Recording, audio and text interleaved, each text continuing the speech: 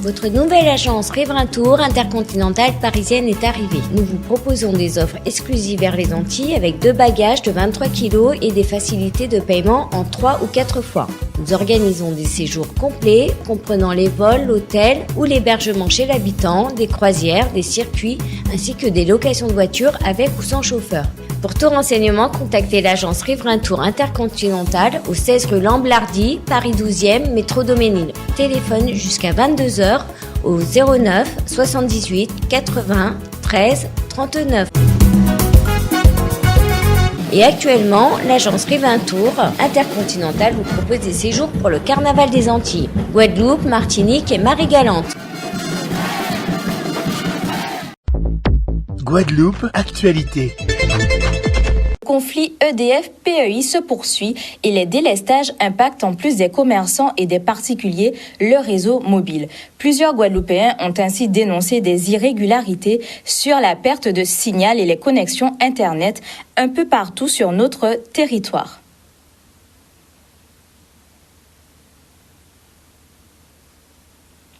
Après 48 heures de garde à vue, l'avocat Charles Nicolas a été mis en examen ce matin au pôle judiciaire de Pointe-à-Pitre par un juge de Martinique qui a spécialement fait le déplacement pour le suivi du dossier. Les faits présumés, blanchiment d'argent aggravé, abus de confiance aggravé et escroquerie. Sa femme, l'avocate Virginie Dubois, également suspectée dans le dossier, est quant à elle mise en examen pour blanchiment. Les sommes avoisineraient les 11 millions d'euros. Pour l'heure, la justice a saisi les comptes bancaires du couple ainsi que des sommes en numéraire, 2 voitures de luxe et 3 appartements. Une demande d'interdiction professionnelle a été demandée et doit être validée ou non par le Conseil de l'Ordre des avocats de Guadeloupe.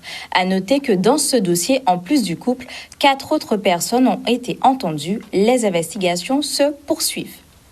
Et puis nous ouvrons une page sociale. 106 suppressions de postes dans l'enseignement. C'est l'un des sujets qui inquiète les instituteurs et professeurs de chez nous.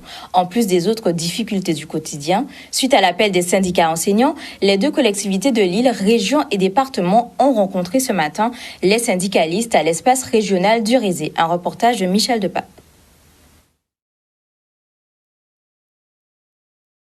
Aujourd'hui, nous avons entendu qu'il y avait des difficultés concernant 106 suppressions de postes en Guadeloupe. On ne peut l'accepter. Donc, nous avons voulu entendre ces syndicats, ils étaient 5 ou 6, qu'ils nous expliquent un peu les difficultés qu'ils rencontrent, l'enseignement. Car on sait très bien que trop de jeunes aujourd'hui en Guadeloupe ne savent pas lire et écrire. On ne peut pas accepter encore qu'on puisse diminuer des postes, car un bon enseignement, un enseignement de qualité, c'est grosso modo, je pense, 12-13 élèves par classe. Ce qui existe encore, ce n'existait pas en Guadeloupe, on ne peut pas l'accepter. Donc c'est tout à fait normal qu'on puisse les entendre, et j'ai fait la proposition avec l'accord des présidents présents, de manière à ce que nous ayons ensemble une motion envoyée au gouvernement, mais que tous les maires, tous les parlementaires, régions et départements puissent signer pour montrer que toute la classe politique est derrière ces syndicats pour l'enseignement de nos enfants, pour l'avenir de nos enfants. Je pense que, quelles que soient les difficultés, c'est une bonne opportunité, puisqu'il s'agit de la rentrée 2023, ce qui nous permet dès février de pouvoir y travailler. Mais au-delà, il faut rappeler qu'aujourd'hui, il y a tout un ensemble de questions. Il y a 12 thèmes qui sont débattus avec les experts, avec la population. Et ce que j'ai demandé aux syndicats, c'est qu'ils puissent apporter leur contribution qui va nourrir nos réflexions et pour qu'ensemble nous puissions mettre en place une stratégie et qui sera présentée dans le cadre du SIOM, du comité interministériel, et de manière à ce que nous puissions aboutir. Nous sommes régulièrement avant-dernier, c'est-à-dire en TP8e, juste avant la Guyane et Mayotte. Donc ce qui montre que les résultats scolaires sont très mauvais en Guadeloupe et qu'il faut vraiment se pencher sur cette éducation. Récemment, on a entendu parler sur RCI, mais aussi sur France Antilles, si je ne me trompe pas, des NIT, des jeunes qui sortent sans diplôme, sans qualification de l'école, mais qui sont sans travail chez leurs parents. Mais ça m'a permis d'aller voir les chiffres de l'INSEE. Les chiffres de l'INSEE disaient exactement la même chose. 40% des jeunes d'une cohorte sortent de l'école sans diplôme. Seulement 17,6% ont le bac et un peu plus de 20% font des études universitaires. Ça montre à quel point le système scolaire se porte mal et que nos jeunes ne réussissent pas aussi bien qu'on veut le faire croire à chaque fin d'année en se gargarisant des résultats du bac. Revendication toujours. Préavis de grève au sein de la mairie de Morne-à-l'Eau. Les agents de la commune ont bloqué les accès de l'hôtel de ville depuis ce matin. Soucieux de leurs conditions de travail, ils souhaitent rencontrer le maire dans les plus brefs délais. Charlie Dagonia. Tout simplement, nous allons répondre à un préavis de grève qui est déposé par la centrale, UPC, GDG, Guadeloupe, des pays. Voilà, effectivement, une plateforme de revendication qui est déposée dans l'ensemble des collectivités, singulièrement à nous. Et les pays, effectivement, ne vont pas répondre au monde pour demander nous quand nous revendons pour la joie de là. Et donc, nous attendons précisément que nous quand nous voulons exactement. Pas rappeler que même avant le préavis de grève a été déposé, déjà écrit l'autorité à 2 reprises au mois d'octobre 2022. Nous réitérons des mandats en janvier 2023. Voilà, nous avons demandé pour nous montrer, pour nous faire le point, justement, c'est des dossiers qui sont en cours. C'est déjà fait des séances de travail. Nous voulons simplement connaître l'état d'avancée des dossiers. Et jusqu'à présent, nous avons une réponse. Donc, ça, nous avons atteint aujourd'hui, c'est que Mela dit nous, voilà, compte tenu des demandes de rencontre que nous déposées, compte tenu des préavis de grève là qui déposés avant la plateforme de revendication, quelqu'un a une date pour nous effectivement face à aller, pour nous échanger par rapport à cette situation-là. Bon, nous allons faire la part des choses, nous allons reconnaître suite à grève effectivement qui était déclenchée encore une fois par l'UPC Guadeloupe. Nous avons obtenu des avancées, notamment sur les centres de la carrière, mais là, il faut savoir que dans la collectivité, nous avons sérieux problème à conditions de travail qu'a posé dans l'ensemble des services. D'accord? Il faut savoir aussi, s'agissant des EPI, équipements de protection individuelle, 3 ans, l'ensemble des agents concernés pour doter de EPI. Donc, nous avons estimé que bon, voilà, nous avons un problème à niveau de ça, et nous voulons savoir ce qui a passé. Nous voulons savoir ce qui a passé. Et c'est pour ça, justement, nous faisons une demande de rencontre, nous réitérons la demande là, et jusqu'à présent, nous avons une réponse. Nous voulons quelque chose là, que Mela dit nous, voilà, compte tenu que nous écrit, c'est quoi l'administration communale écrite et transparence, nous écrit, hein. Nous avons effectivement qu'elle répond nous, si demande à nous, voilà, nous avons décontré pour faire le point si assez les dossiers. On le sait, le bien-être au travail est primordial pour les salariés. C'est dans ce cadre que la ville de Lamentin a fait le choix de chouchouter ses agents en les mobilisant autour de projets communs grâce à des ateliers d'échange et de réflexion. Maxime Morel et Malik Michino se sont rendus sur place ce matin. Les 2 jours sont le préalable à un travail réflexif de co-construction avec tous les encadrants et les agents de la ville de Lamentin.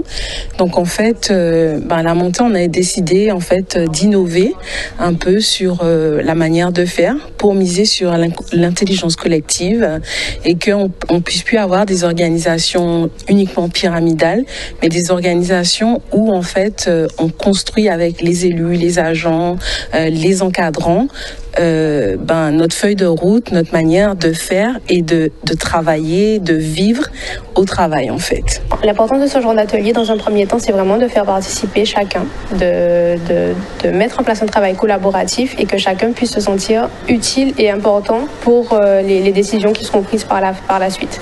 Ensuite, l'objectif, c'est vraiment, comme je vous disais, de connaître qui on a en face de nous.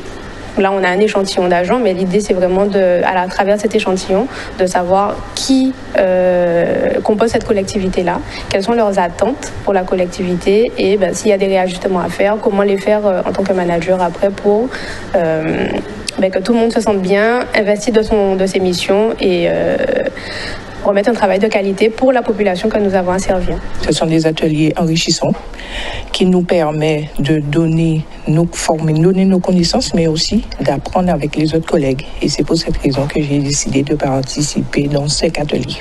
Je pense que la motivation, elle est présente quand on comprend qu'on a du sens dans son travail.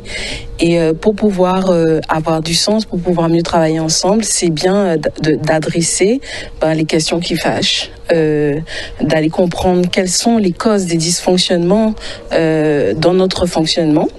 Et donc, en fait, c'est toutes ces thématiques qu'on va aborder au niveau de ces 2 jours de co-construction et de réflexion avec les agents, les encadrants de la ville de Lamentin. Connaissez-vous les bus France Service? Ce système dédié à la population est disponible dans certaines communes afin de faciliter l'accès au numérique. Aujourd'hui, c'est du côté de Dolé, dans la commune de Gourbert, que les usagers ont pu profiter de nombreuses aides 2.0 dans leur démarche administrative. Olivier Félix. Bon, on espère avoir du monde puisque justement on est là pour ça, pouvoir rendre service, accompagner donc les usagers dans leurs différentes démarches administratives et surtout aider à casser cette fracture numérique que certaines zones rurales, notamment dans les sections excentrées, rencontrent. On est placé au France Service de Gourbert.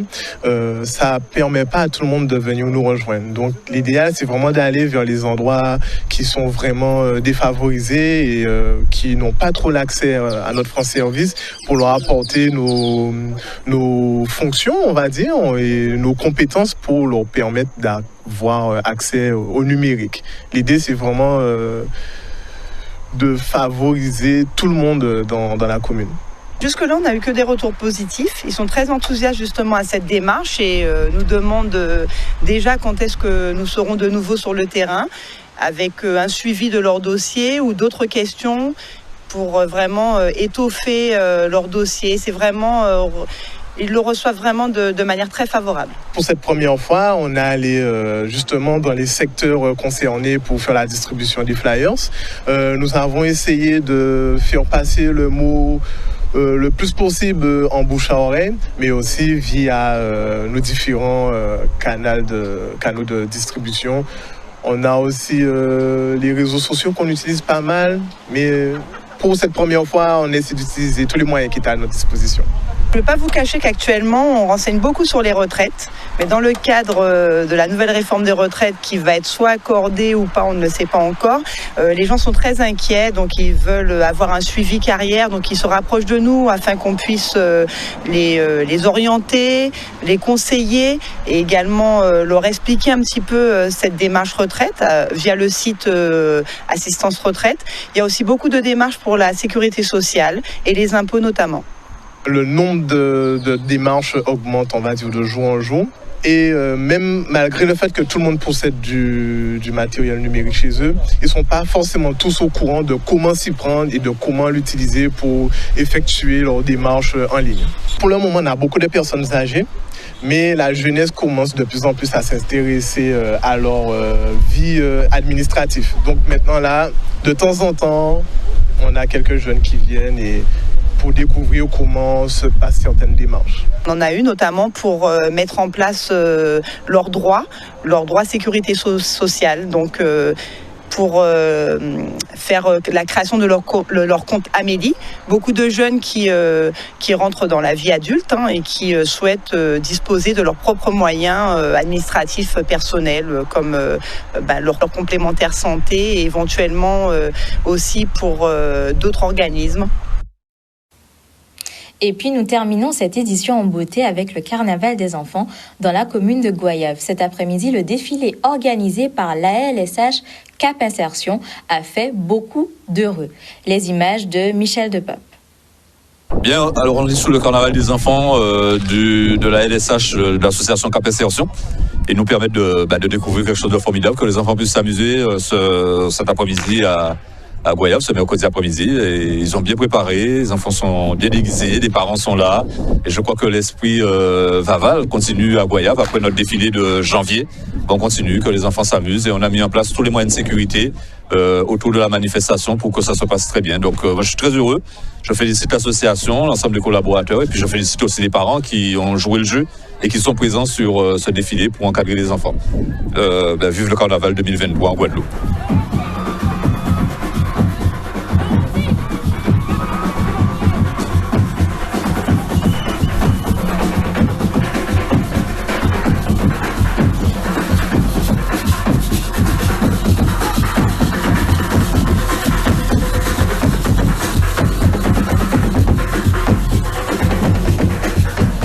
Je fais partie de l'association Cap Insertion et c'est la première année qu'on se retrouve sur l'école. On a commencé en septembre 2023 sur un marché avec la ville de Goyave. Monsieur Ferdi Luzi, que je le remercie d'ailleurs parce qu'il nous a permis de faire ce défilé. Et du coup, heureusement, comme il nous expliquait, il n'y a pas le défilé des enfants cette année, mais nous, ça compense un peu parce que c'est la LSH de l'association qui se trouve sur la commune de Goyave qui œuvre aujourd'hui. Donc, on a tenu à faire ce défilé avec les enfants puisque vous savez tous ce qui s'est passé à Goyave avec le cyclone Fiona.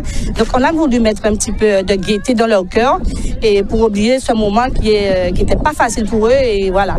Donc, c'est pour ça qu'on est là aujourd'hui. On a tenu à ce que les enfants soient jolis et belles et pour un petit moment de plaisir et de convivialité sur la commune de Goyave. Je remercie monsieur le maire, la municipalité, Cap Insertion et aussi les parents et le groupe Reality Bimas qui a bien voulu nous accompagner sur cette manifestation.